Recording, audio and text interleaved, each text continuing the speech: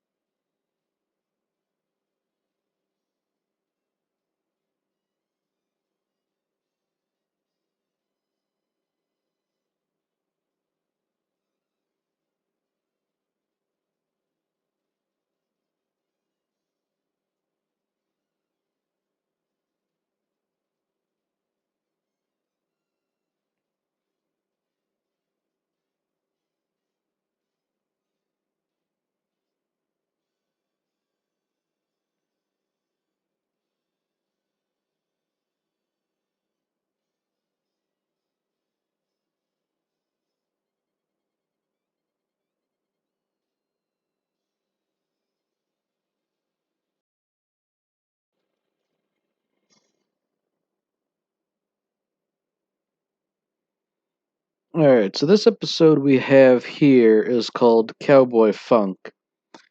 And based off of the trailer from the previous episode, Spike has a run in with a literal cowboy rather than the figure of cowboy that is descriptive of other bounty hunters in this day and age.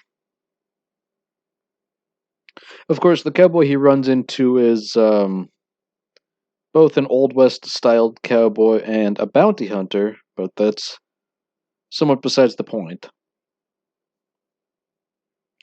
So, Spike is currently hot on the trail of a bounty who is I guess you'd call him a serial bomber.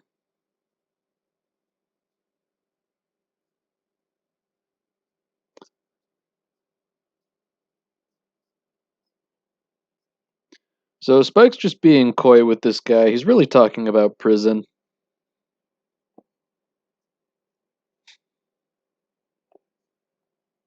So this guy's modus operandi is that he disguises bombs with teddy bears. And that's rather insidious when you think about it. So the teddy bomber, he makes the first mention of Andy. Andy, of course, being the cowboy who is also a cowboy. Unfortunately for the teddy bomber, Spike really seems to be on the ball here, and he's gotten the drop on him. And seeing as how this guy isn't really a combatant in the same way Spike is, it's not too hard for him to subdue him physically.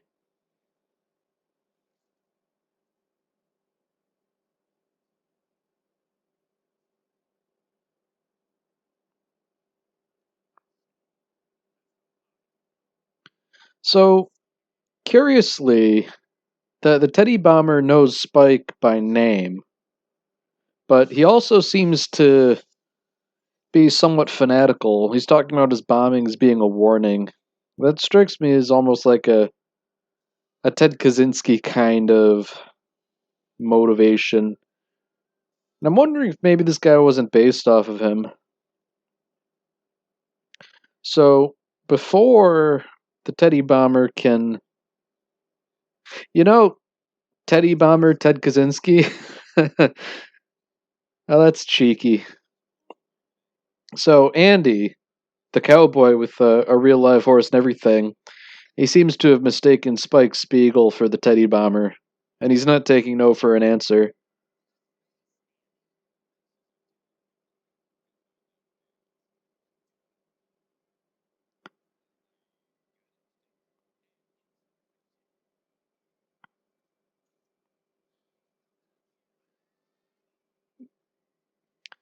So this misunderstanding is really starting to devolve. The Teddy Bomber manages to get away. Andy lassos Spike, and the Teddy Bomber manages to detonate his explosives, which collapses part of the building. So, Teddy Bomber 1, Spike 0. He snatched defeat from the jaws of victory. Of course, Andy doesn't much care, and he just sort of rides off into the sunset after trampling Spike with his horse.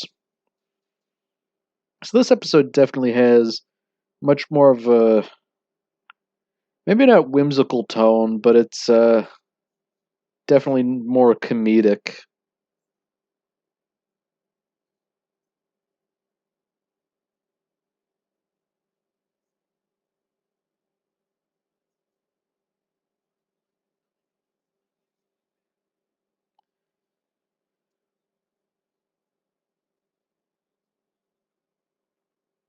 So, funnily enough, despite all the horseshoe shaped bruises on his back,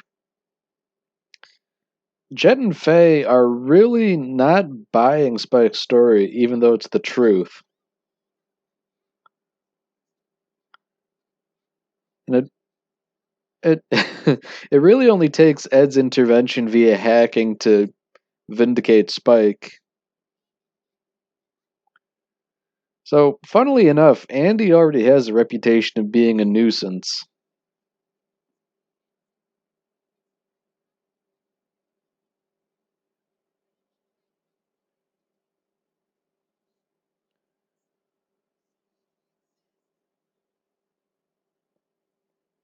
So, Faye's already drawing similarities between Andy and Spike, and she's not totally off point here.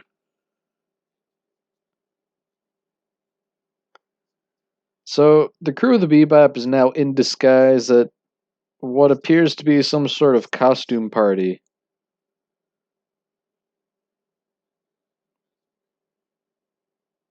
They're still on the lookout for the Teddy Bomber because supposedly he's going to bomb this building too. But considering it's a masquerade ball, things aren't looking too rosy for them.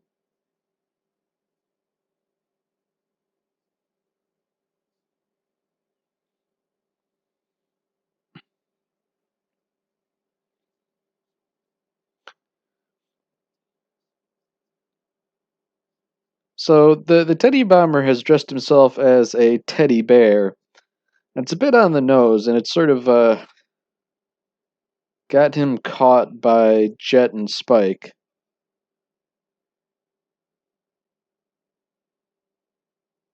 Unfortunately, Andy has decided now is the appropriate time to show up again and ruin everything.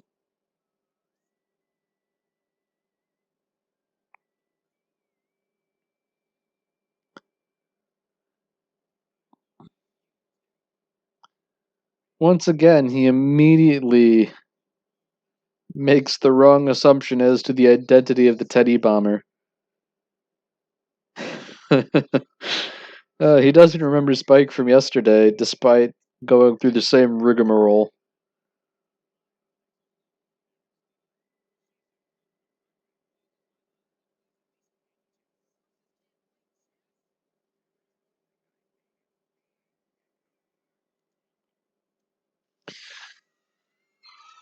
So, by virtue of them ignoring the Teddy Bomber, they irk him enough to start blowing up the place while he's still in the building. So, this guy's really all about the attention. He seems more of like an ideological terrorist rather than just a wanton murderer.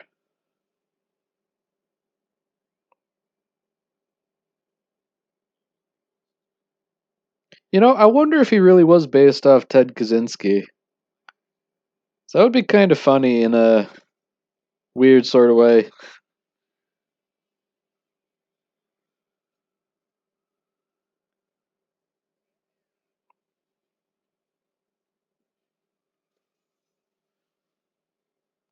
So Faye ends up hitching a ride with Andy as he chases the Teddy Bomber in a car, and Spike decides to follow along in his swordfish. Of course, he and Andy seem to be the belligerents rather than the pair of them against the Teddy Bomber. And they really just seem to be shooting at each other rather than keeping their eyes on the prize.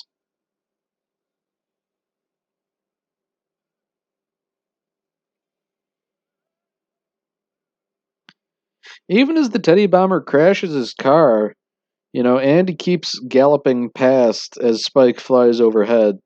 So, they're really missing the forest for the trees here. This is twice that the Teddy Bomber has managed to escape justice by virtue of them being too focused on fighting each other.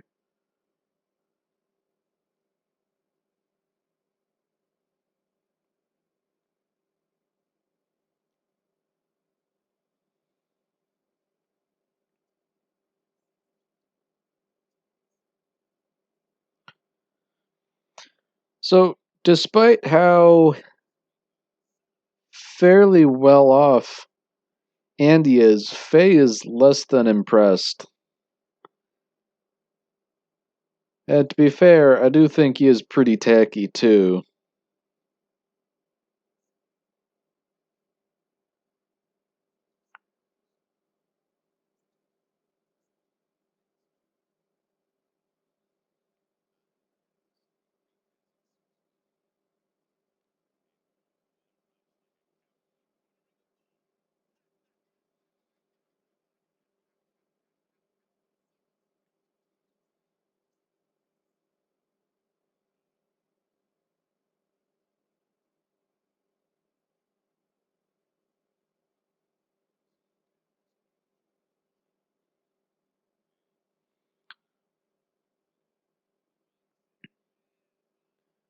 So we have a nice juxtaposition here where Andy and Spike sort of say the same phrases, and they're sort of coming at it from different angles.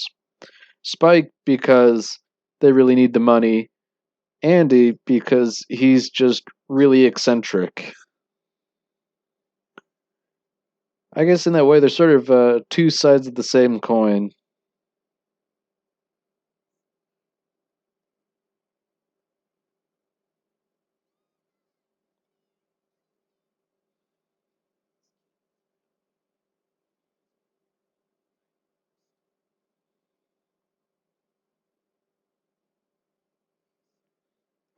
So, despite bringing a crate load of stew from Andy, Spike is willing to starve rather than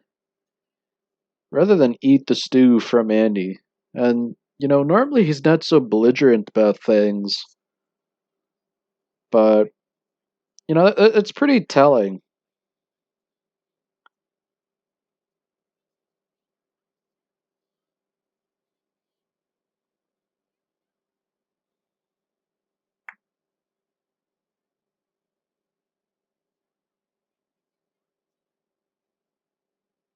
So on Big Shots, funnily enough, the two hosts got a letter from the Teddy Bomber himself, and it's sort of like a warning slash manifesto. They don't end up actually reading it because they ran out of time on their broadcast.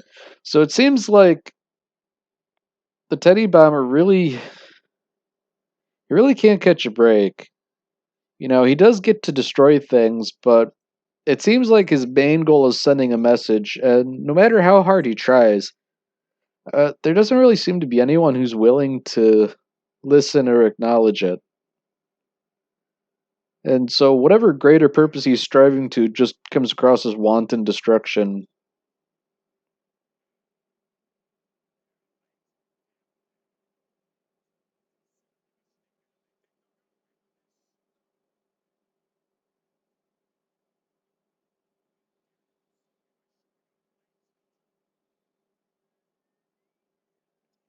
So Spike shows up to confront the Teddy Bomber, but he's on pins and needles in case Andy shows up again. Even going so far as to interrupt the Teddy Bomber when he hears Andy whistling.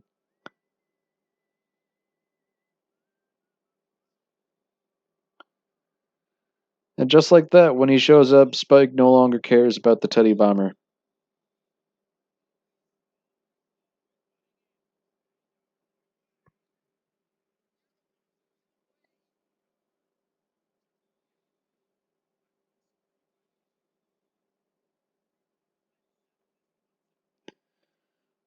So the Teddy Bomber even goes as far as trying to explain himself to the two of them, but they really just can't care less.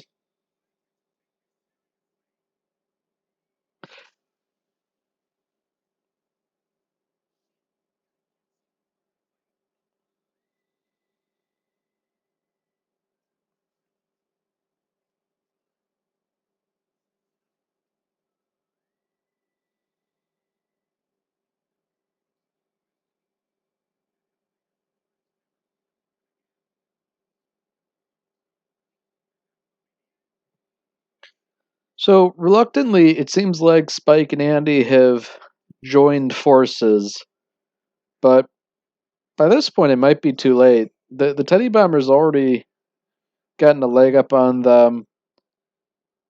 I guess by virtue of them ignoring him, he's had more time to prepare.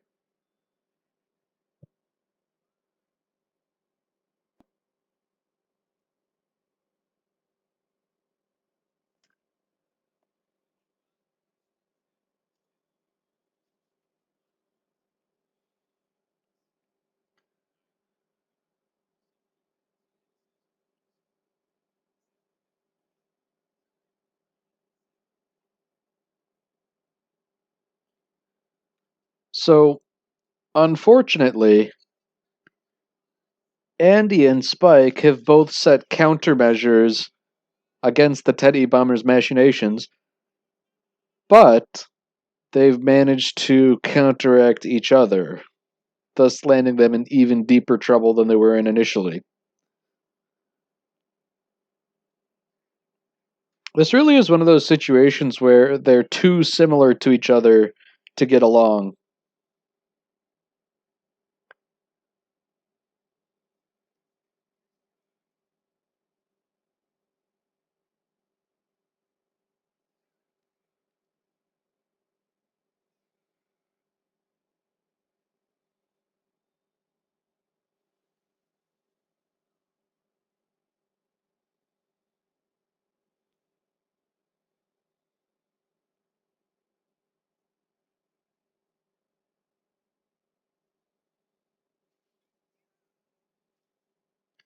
So the Teddy Bomber sort of soliloquizes about Spike and Andy, but unbeknownst to him, they have survived, at least for now.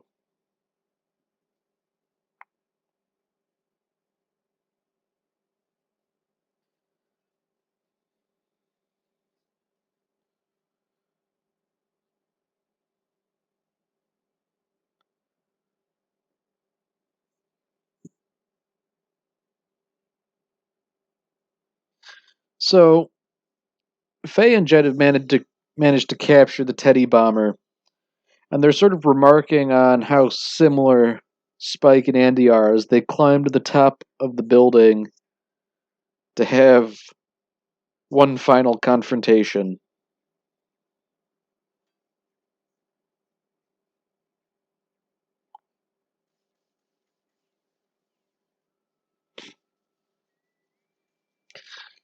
So they're definitely serious this time. They're getting into an actual shootout. And once they deplete all their ammunition, they resort to fisticuffs.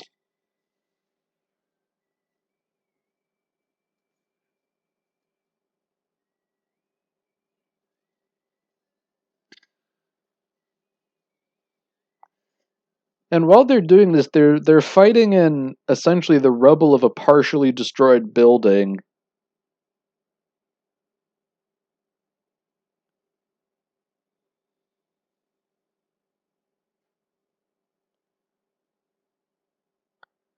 Of course, having had a bomb go off, the building's not exactly structurally sound.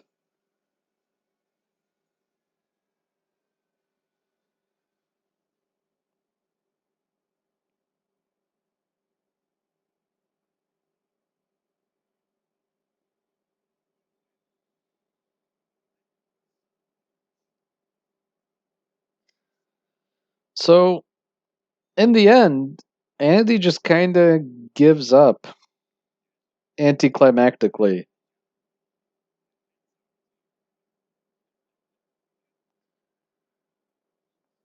He just sort of hands his hat off to Spike, gets on his horse, and prepares to ride off into the sunset. And he says the line. He says, "See you, space cowboy."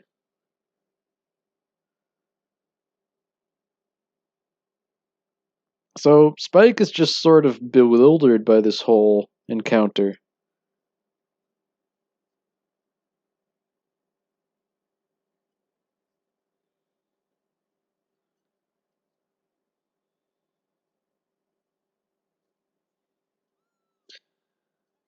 So back on the Bebop, Spike is much better disposed towards Andy now. And he's reflecting that, he was kind of a good guy, I guess.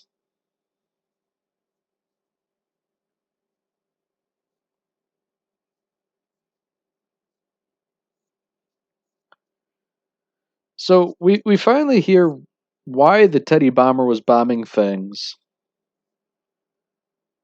And he has some strong ideological reasons, funnily enough.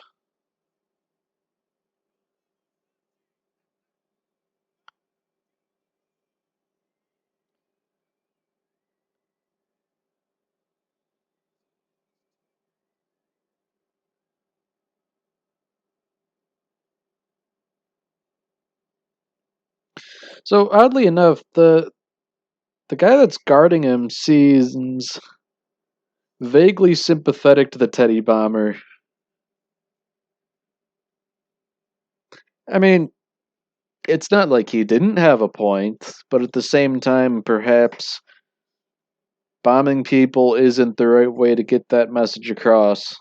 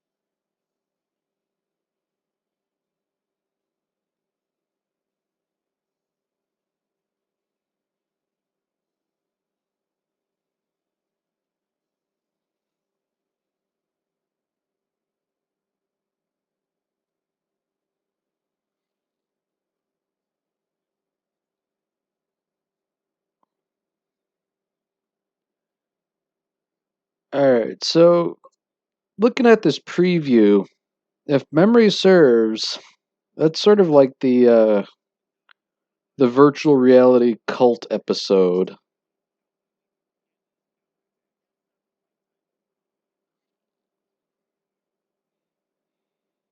Alright, well, that's it for this episode. If you've enjoyed it, then by all means, stick around for the next episode.